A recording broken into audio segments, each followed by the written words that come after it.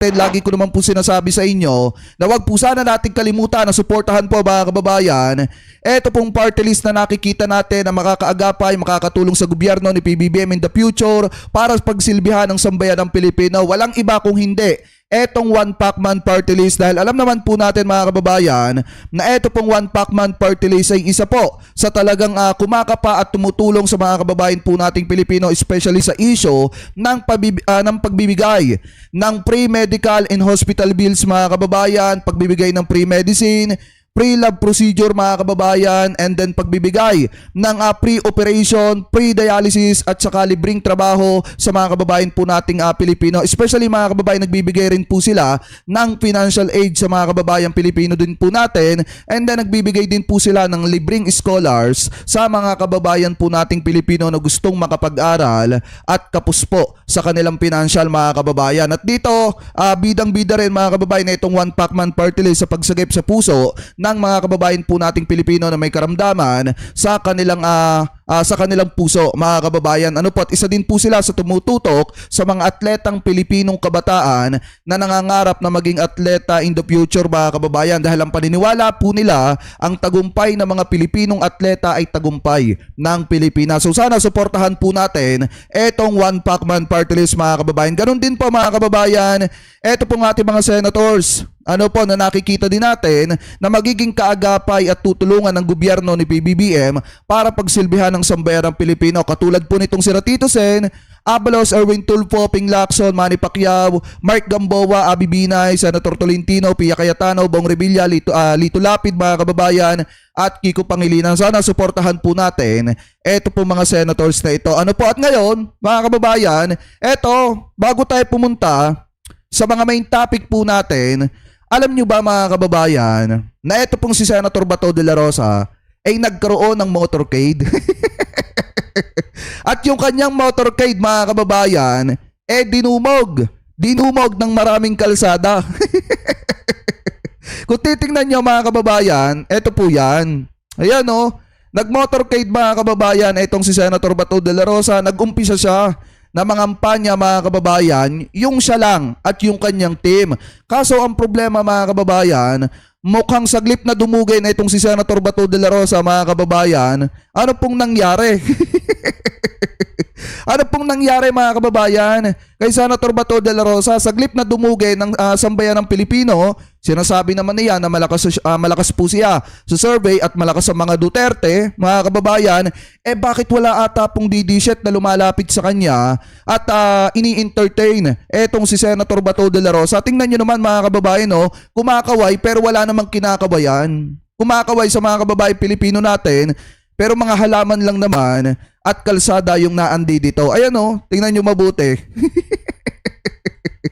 Ano po nangyari? Mukhang iniwanan na po ata kayo ng mga taga-suporta ni Digong. Ano po? Anyway, mga kababayan ngayon, eto. Kung titingnan nyo, di ba sinabi nila, hindi naman daw kasi tumakas si Duterte. Bakit nyo ba naman kasi? Ba't nyo ba naman kasi pinapalabas na tumakas si Duterte? Pupunta nga lang naman sa isang rally dyan po sa sa Hong Kong. Doon po sa pasasalamat nila sa mga OFW na sumusuporta po mga kababayan dito sa mga Duterte. Pero kung titingnan nyo naman mga kababayan, buti pa sila palibot-libot lang sa Hong Kong. Pa-Hong Kong lang kahit may warrant of arrest na. Yan ang malupit mga kababayan. So kung titingnan yung mabuti, eto po yung mga larawan ni dating Pangulong Duterte. Baka nga naibalita pa ito doon sa iba't ibang pahayagan sa Hong Kong mga kababayan at saka po sa ibang bansa na kung saan mga kababayan makikita nyo, eto si dating Pangulong Duterte, namamasya lang mga kababayan. Eto yung siguro pababa na siya ng airport or pasakay pa lamang siya ng aeroplano papuntang Hong Kong, and then eto na mga kababayan nung nakarating na po siya dito sa Hong Kong mga kababayan at talagang makikita nyo na protektado nung kanyang mga bodyguard. So hindi ko alam mga kababayan kung bodyguard din niya etong mga taga Hong Kong. Pero ang pagkakaalam ko dito parang member po ata ito ng KOGC diyan po sa Hong Kong mga kababayan. So kung makikita nyo, yan po mga kababayan si dating Pangulong Duterte at ngayon po ata umattend siya mga kababayan doon po sa rally nitong mga kasamahan po niya, especially mga kababayan ng kanyang mga taga-suporta, na kung saan inatinan din at pinuntahan din nitong si Sara Duterte. So kung makikita nyo mga kababayan, ang tanong kasi dyan, sa tingin nyo may pag-asa pa kaya na umuwi etong si Duterte para harapin etong padating na arrest warrant mga kababayan, or yung lumabas na arrest warrant galing po mismo sa ICC. So ngayon mga kababayan, kung titingnan nyo, yan, kasi sinasabi nung iba fake news daw. Fake news daw yung ibinalita natin kagabi mga kababayan about daw po dun sa arrest warrant na lumabas na binasa po natin sa Rappler mga kababayan. And then kung makikita nyo, di ba nag-react pa nga etong si Banat Bay na pinagbumumura yung nagpakalat about po dun sa paglabas ng arrest warrant galing po sa International Criminal Court mga kababayan. So ngayon, kung titingnan nyo, may inalabas po kasi etong Philippine Star. Kung saan mga kababayan, pinick up pa ng mga DDZ at galit na galit. Sabi pa nga dito nung nag-post mga kababayan, lalo lang ninyong ginagalit ang taong bayan. Gora lang ninyo, desperado na talaga ang administrasyon. Gagba or yung bangag na ito, yun yung pagkakasabi. So kung titingnan nyo, ang sabi kasi mga kababayan dito ni Secretary J. Ruiz ng PCO, eto daw. We've heard that an arrest warrant has been issued by the International Criminal Court against former President Rodrigo Duterte for crimes against humanity. Ibig sabihin mga kababayan, alam na rin ni Secretary J. Ruiz mga kababayan at naririnig na din po niya na lumabas na talaga, nai-issue na i-issue na kay dating Pangulong Rodrigo Duterte yung arrest warrant mga kababayan na galing po sa International Criminal Court. Kaya nga kung titingnan nyo mga kababayan, may lumabas ding balita kanina na kung saan meron po sa isa sa mga kasamahan po natin mga kababayan ang nag-sploke na kung saan meron siyang nalaman sa kanyang source na ang nagtimbre kay Duterte mga kababayan ay ang China pala. Kumbaga, pinaghahanda na itong si Digong kasi nga natunugan nila na lalabas mga kababayan yung arrest warrant galing po dito sa International Criminal Court. So ngayon, kung titingnan nyo, sabi pa dito ni Secretary J. Ruiz, the government is prepared for any eventuality. Yan po yung sabi dito mga kababayan. Nakahanda ang gobyerno sa kung anuman mga kababayan yung possible na mangyari po once na lumabas mga kababayan eto pong arrest warrant laban po kay dating Pangulong Rodrigo Duterte. So kung titingnan nyo, di ba, na ipabalita na nga, na lumabas na nga mga kababayan. So ngayon, kapag ka napapunta yan or kapag ka pinadaan niya sa Interpol and then ibinaba sa DOJ mga kababayan at ibinaba na sa ating mga law enforcer, alam nyo, sana ang humawak nito, kung akong tatanungin mga kababayan, payo ko lang, sana ibigay ito or ang pahawakin nito mga kababayan ay walang iba kung hindi si General Torre. Alam naman natin mga kababayan, kapag ka si General Torre yung nagtrabaho at humawak mga kababayan, alam naman ng isang kaso or ng isang problema na katulad po nito mga kababayan, alam naman po natin na kayang-kaya po yan ni General Torre. So kung mangyari man na bumaba po sa ating mga law enforcer yung order na dapat mai-issue etong arrest warrant kay dating Pangulong Duterte, sana ang humawak po niyan walang iba kung hindi etong si General Torre. Kasi alam naman po natin mga kababayan na si General Torre po talaga ay walang kinakatakutan. Pero mga kababayan, alam din naman natin kagabi na lumabas po yung balita galing po sa Rappler at saka po sa People's Tonight na na-verify nila sa kanilang source na lumabas na po talaga yung arrest warrant mga kababayan galing po sa ICC. So ngayon kung titingnan nyo, ito po yung depensa. Ito yung depensa mga kababayan ng kampo ni Duterte kung bakit biglaan yung pag-alis ni Digong na hindi man lang naipamalita ng kanilang mga vlogger at hindi man lang po naipamalita ng SMNI. So ngayon pakinggan po natin to mga kababayan. Ikinikredit po natin to sa SMNI Sir, as tumutulong po sa security ni PRD, ano ang clarification niyo sir? Tumakas daw papuntang Hong Kong dahil sa mga warrant ng ICC ang dating presidente. Ayan ang tunay na fake news. Fake news Dito daw! Sa Hong Kong actually ngayon, kasama si PRRD. Kasi bukas, 9 March, merong pasasalamat ang mga OFWs para sa kanya. Kaya andito siya. Tanggapin yung pasasalamat at magpapasalamat din siya sa suporta at pagmamahal ng mga kababayan niya na nandito sa Hong Kong. Ayan mga kababayan, fake news daw po ha, sabi ni fake news daw sabi nitong isang security mga kababayan, nitong si Digong. Wala daw pong katotohanan na kaya daw po umalis ng Pilipinas itong si Duterte para takasan daw po mga kababayan yung arrest warrant na papalabas or inilabas kahapon ng International Criminal Court. Alam nyo ba mga kababayan, hindi din kasi natin masisisi ang mga kababayan Pilipino po natin kung bakit ang iniisip nila ay umisplok etong si Duterte papuntang Hong Kong mga kababayan para iwasan po etong papalabas na arrest warrant. Kasi nga, wala namang kaalam-alam ng taong bayan nung umalis etong si dating Pangulong Duterte. At saka biglaan po, biruin nyo mga kababayan na biglaan yung pag-alis ni dating Pangulong Duterte at hindi man lang po mga kababayan na ipamalita nung kanilang mga vlogger. Alam naman po natin mga kababayan, kapag may mga ganyang klase ng event, di ba ang ginagawa ng mga vlogger ni Digong maaga pa lamang po, ipinamamalita na po yan. Maaga pa lamang mga kababayan, ini-isplok na nila yan sa kanila mga taga-suporta para salubungin etong pagdating dyan sa Hong Kong ni dating Pangulong Duterte. So ngayon kung titingnan yung mabuti mga kababayan, yung sinasabi po nilang fake news na kaya daw umalis etong si Duterte dahil daw may pasasalamat. Wala naman kasing problema kung tutusin mga kababayan Pero yung sasabihin nila na fake news yung paglabas ng arrest warrant na naging dahilan ng paglipad ni Duterte, hindi po nila pwedeng sabihin yon. Lalo na mga kababayan at umiingay na yung balita na talagang lumabas na nga yung arrest warrant nitong si Digong.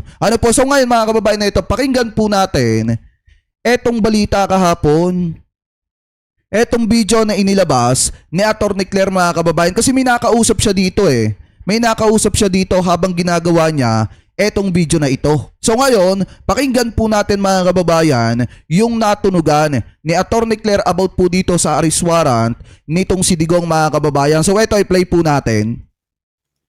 Basta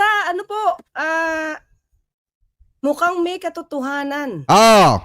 Diba? Itong lumabas sa Rappler. Okay? So, di ko alam kung you can read my lips. Ang dami ng comment dito. Hindi ko na tuloy mabasa lahat. Okay, so, may magaganap ba? Jaron. Diba? Ay, nandun sa Hong Kong. Biglang umiska po dahil sa bumagsak. Saan yun? Na-bridge. Hindi. Clown face ko talaga. Hindi yun. Mukhang tama talaga itong timing itong yung mga dyan yung mga loyal na DDS, samahan nyo si Duterte kapag inaresto na Kung sakaling arestuhin si Digong, let's say halimbawa, naibagsak na sa ating mga law enforcer, yung arrest warrant ni Duterte at sakto na ibinigay na, inimplement na kay dating Pangulong Duterte yung arrest warrant mga kababayan. So sana magpaposas din, sumama din yung talagang mga loyal na DDS dyan. Yung mga nagsasabi na handa akong magpakano para kay Tatay Digong. Samahan nyo. Hanggang Dahig Netherlands. Kung maaari, gastusan nyo. Gumastos kayo ng pamasahin ninyo, papunta doon. Magpakulong din kayo. Yan ang gawin ninyo. Ito. Diba? Good news yun. Good news. Hindi, sabi kasi dito, wait lang basahin muna natin yung comment. Sabi ni Dio Gracia Pasco, Sir, sinabi yan ng mga vlogger, kayo kung ano-ano na lang sasabihin ninyo. Hindi nyo po ba nabasa yung balita galing sa Rappler? 2 weeks ago, 2 linggo ang nakakalipas mga kababayan, nai-isplok na kay Duterte yung balita na lalabas yung arrest warrant ng A8 mga kababayan. 2 linggo 2 linggo. Nakarating kay Duterte yung balita.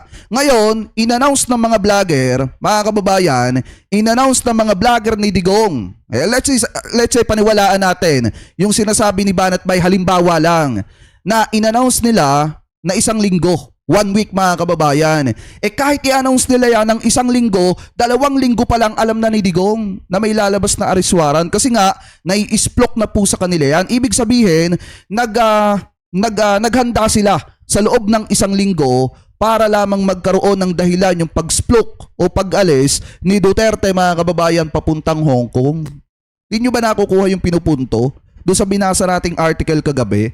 Diba sabi nga doon sa Rappler, 2 linggo pa lang mga kababayan, nabalitaan na, nakarating na kay Duterte, may nag-splok na kay Duterte mga kababayan na may lalabas na arrest warrant. Kaya nga mga kababayan, hindi ba kayo nagtataka, 1 week, naghanda sila. Naggawa sila ng ganyang mga event mga kababayan sa Hong Kong, tapos biglaan pa yung pag-alis ni Duterte. Hindi nyo ba nakukuha yung pinupunto? Di ba ipagpatuloy pa natin? Ay, hindi pa nahuli. Ikaw naman. Arnie, Nyones, paano mahuli? Oo, sana samahan mga kababayan ni Robin Padilla kasi sabi dito, si Robin magpapakulong din daw. Pag si Bato ay ikinulong din, okay sa akin yon. Kaya nga, para mabawasan tayo ng bobo sa Senado. Di ba? Zing! Yun. Diba? So, if you can read my lips nung may kausap ako, diba? Lunes. Sa Lunes. Yan. Lunes eh. Yan ah. Excited na ako mag-Monday. Alam niyo kung bakit? Excited na ako mag-Monday. Kasi pag nag-Monday mga kababayan, magkakaroon siya ng press briefing. Pag nagkaroon siya ng press briefing mga kababayan, pihado maiitanong etong about sa arrest warrant. At kapag ka naitanong ito mga kababayan at nasagot ni Atty. Claire ng direct to the point, marami na naman po ang iiyak. Kaya excited na ako mag-Monday eh. Ano po mga kababayan, tingnan nyo naman, pinupunteriya si Atty. Claire, lalo na ngayon, napakainit mga kababayan, kasi nga lumabas na yung arrest warrant ni Duterte. Biruin nyo ha, 2 weeks ago, alam na ni Digong na lalabas yung arrest warrant, pero ang mamamayang Pilipino, hindi pa alam. Kaya nga naghanda sila eh. Kung titingnan nyo, di ba, 1 week preparation yung ginawa nila para dun sa event, dun sa Hong Kong mga kababayan. And then nga naman, kung sakaling lumabas lang nga 8, yung arrest warrant mga kababayan, may dahilan itong mga DDSet at itong kampo ni Duterte kung bakit umalis ng Pilipinas itong si Digong. Yun lang po yun. Awal po, gamitin ito. Ha? Watching from Vienna, si Felix Sangalong. Sangalang. Okay. Naku, ganun ba yun? Sabi ni Romeo Gan, puro kayo fake news. Samahan mo si Duterte. Koy. Takumi, yes. Ayan. Ayun natin Haba talaga nung kausap ko, mga ka-clear. Nako. Taka sa ICC, nako. Pinagpawisan ako doon sa kausap ko. Hindi niyo ba nakita mga ka-clear? Pinagpawisan talaga ako. Diba? Wait lang mga kababayan, na baka malito kayo kasi unang-una, eto kasi yan. Tandaan muna natin yung yung number, yan 816. Kung titingnan nyo dito, habang naka-video si Atty. Claire, may tumawag. May tumawag sa kanya, eto. Yan o, kaya nga nakamute eh. Ayan o, kung titingnan nyo.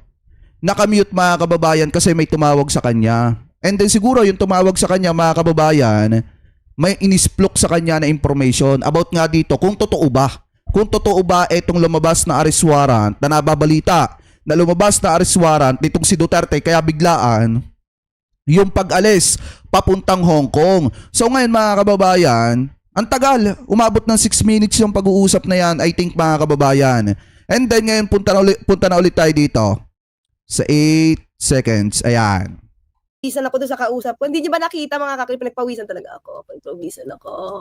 Diba? Magsasayahan ka na ba? Basta pinagpawisan ako. Pinagpawisan tayo. Hindi talaga timing. Dami na iyak ko. Rappler. Alam naman natin ang Rappler. Verified yan, always. Yan. Hindi yan verified. Naktete. Kasi naman si Naktete. Yan. Confirmed. Kailang, pinagpawisan ako talaga. Pinagpawisan ako. Okay? Wish, and you don't know me. Wish as soon as possible mahuli si Digong. Nax. So, eto ba na sinasabi nila make a meeting ay totoo ba yan? Yan. Totoo ba yan? Diba? Ay. Basta. Clue po. Binasa ko na nga yung news eh. Diba? Yan. Verified. Nag-opo. Ayun na. Opo. Ha? Ganun? Talaga po? Okay, sige po. So ito ay totoo? Opo. O yun. Ang galing. Grabe, no? Grabe, mga kababayan, no? Alam nyo, dalawa yung nalaman ko eh. Kasi unang-una kanina, may napanood akong live. Ano po, habang nanonood ako ng live, nadulas yung isa sa kaibigan po natin na marami ding source. Kung matatandaan nyo, mga kababayan, eto yan eh. Tandaan nyo ba dati may nabalita tayo? May ipinakita ko sa inyo dati about sa impeachment naman yon. Yung post dati ni Hey Darian. Kung kilala niyo si Hey Darian, mga kababayan, 'di ba nag-post siya dati ng balita na nakuha niya sa kanyang source, mga kababayan, na merong 200 mahigit yung handang bumak up para ma-impeach etong si Sara Duterte. Ano ba yung nangyari, mga kababayan? May 200 mahigit na mga kongresista na handang bumak up para ma-impeach etong si Sara. 'Di ba kung matatandaan niyo, natalakay natin yung dito bago dumating yung impeachment. Ano nangyari, mga kababayan? Ilan yung bumoto para ma-impeach etong si Sara? Ngayon, mga kababayan, yung kaibigan ko na malapit doon sa tao na yun na nag-splok ng ganong klaseng balita, nadulas kanina na may nagtimbre pala dito kay Duterte 2 weeks ago pa lang para maka-splok, mga kababayan, makaalis ng bansa. At hindi pala po Pilipino yung nagtimbre, kung hindi ang China. Mga kababayan, ang China ang nagsabi kay Duterte, di umano, mga kababayan, ha, na etong ang si Duterte, anytime pwedeng maaresto kapag lumabas na yung arrest warrant galing po sa International Criminal Court na papadaanin sa Interpol. Ngayon, mga kababayan, kung titingnan nyo, ipagpatuloy pa natin. Pagbasa ni Mark Mendoza na sinasabi ko, opo. Di ba? Di ba? From the horse's mouth. Dito. Yan. Yan. Ay, nako. Kaya siguro nandun na rin si kasama na si Hanelet saka si Kitty. Diba? Buong pamilya ba? Rappler eh. Si Rappler kasi eh. Diba? Daisy. Magano tayo, magbate tayo. Nabati ko na ba? Wait lang, ay umakit. Sorry po, wait lang. Yun. Si Manuel, years anniversary yan. Happy anniversary. 56 years ha. Congratulations sa parents ni Daisy. Ayan, saka si Jean Paul. Attorney, ingat po, meron na po AI lip reader online. Kahit lip read dyan, okay lang. Basta sabihin yan. Kinto sabihin, opo, happy birthday to you. Hindi na pala. Bakit ba naman kasi lumabas, mga kababayan, yun eh? Bakit ba kasi lumabas? Di ba, mga kababayan, kung tutusin kasi dapat confidential yon. Dapat confidential po talaga yung paglalabas ng arrest warrant ng ICC. Ang problema kasi, mga kababayan, sumingaw. May nag-splok kay Duterte 2 weeks ago. Yun ang pinakamatindi dyan kasi, mga kababayan. May nag-splok kay Duterte. Nakakapagtaka dito paano nalaman ng China yung about, mga kababayan, dun po sa dun sa arrest warrant na papalabas galing po dito sa International Criminal Court na naging dahilan para malaman po ni Duterte 2 weeks ago. Hindi ba kayo nagtataka, mga kababayan? Bibihira lang mangyari to na pag-alis ni Duterte na pag-alis ni Digong, sumunod agad yung kanyang anak, and then kasama pa pala, mga kababayan, yung asawa ni Digong at yung isa pang anak nitong si Digong. So ibig sabihin, mga kababayan, talagang may nalaman sila na naging dahilan para mag-alsabalutan agad ng napakabilis. Ano po, anyway, ipagpatuloy pa natin. Happy anniversary to Eugenio and Cristela. Yuhu! Ganon. Mariread lips nila yan. Saya ni Atty. Claro. At saka si Amadeo Peña Florida Jr. Yan. Pero thank you, Jean Paul. Thank you, Jean Paul. Okay, yung ganda pala ng timing natin, mga kakli. Di ko pa nagsisihan na hindi ako doon Kasi di ba dapat after na ito eh. Di ba? Dapat. So, Edong. Oo nga, kulang lang. Tama. Sorry Yung pinagpawisan ako, kulang ang lakas ng aircon. Pa-jacket pa man din. Init. Nainitan ako. Pinagpawisan Nako ako. po. Diba? Okay, Wala na to, mga kababayan, binabasa na ni Atty. Claro yung mga comment. Pero tingnan pa rin natin, wait lang Whispers. Thank you po. Oo, ang kausap ko, dahig. Dahig? Ano na? ICC? ICC? Totoo? Tinawagan ako ng ICC. To confirm? Naman, talaga naman kilala ako. Tapos Tagalog usapan namin, ICC? Opo. Opo, talaga po? Ganun po ba? Okay. Nagkaintindihan kami. May translator.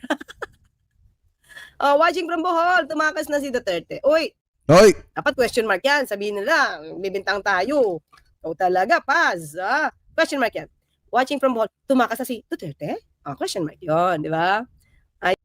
anyway mga kababayan, cut na natin dyan. Kung titingnan nyo, habang naka-live or habang ginagawa tong video to, may kausap dyan si Atty. Claire. And then siguro yung kausap ni Atty. Claire, mga kababayan, naibalita na sa kanya na talagang confirm. Sinabi naman nila dito na confirm, mga kababayan, yung inilabas ng Rappler. Kasi nga, alam naman po natin mga kababayan ng Rappler kapag ka naglalabas ng balita po yan, automatic mga kababayan, yan po ay naka-verified. Ang problema lang kasi nung panahon ni Duterte, masyado nilang ginipit eto pong Rappler mga kababayan.